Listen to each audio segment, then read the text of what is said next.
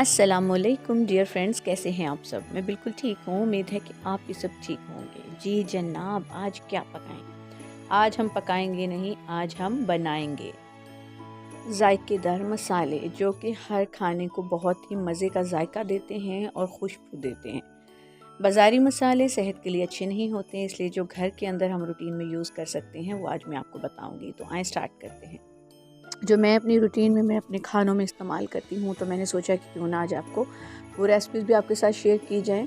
और बहुत ही आसान है, बहुत ही मज़ेदार हैं, बहुत ही आपके खानों को दुबाला कर देते हैं ये मसाले जो हैं।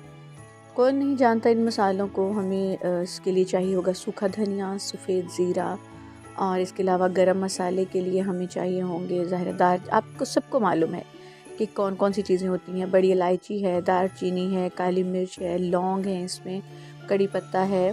और इसके अलावा मैं जो यूज़ करती हूँ ना, मतलब अपने खानों के लिए, वो यही मेन मतलब मसाले हैं।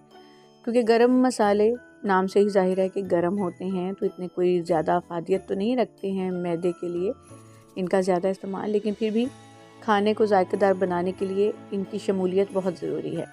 तो इसको कैसे हमने इस्तेमाल करना है और कैसे इसका मसाला बनाना है, वो मैं आज आपको बताने जा रही हूँ। तो सबसे पहले हम क्या करेंगे कि फ्राइंग पैन में के अंदर को गर्म करके, तो ये जो गरम मसाले का सामान है सारा इसमें डाल के हम इसको रोस्ट कर लेंगे, ठीक है। और इसके बाद ये जो हमारे पास सूखा धनिया और ज़ीरा है, सफ़ेद ज़ीरा, इसको भी सेम इसी तरह से हमने पैन में डाल के अच्छे से रोस्ट कर लेना है, जलने नहीं देना। और चम्मच इसमें मुसलसल हिलाते जाना है ताकि ये नीचे से ज़्यादा कुक ना हो जाए, ठीक है।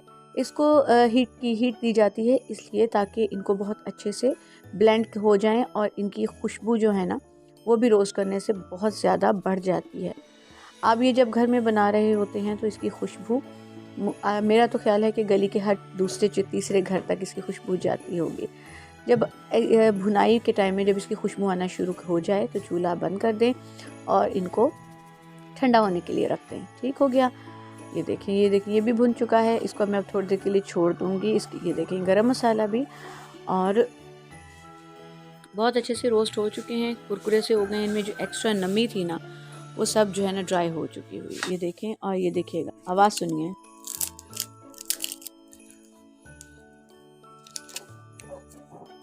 ये देख रहे हैं आप, कड़ी पत्ता जो है वो बिल्कुल अच्छा सा कुरकुरा सा हो चुका हुआ है। तो चलें आएँ अब इसको हम ब्लेंड कर लेते हैं। पहले मैंने जो गरम मसाले का सामान था उसको मैंने पाउडर बना लिया है। उसके बाद जो है ना, ये सूखा धनिया और ज़ीरा जो है इसको भी मैंने पीस लिया है। ठीक हो गया।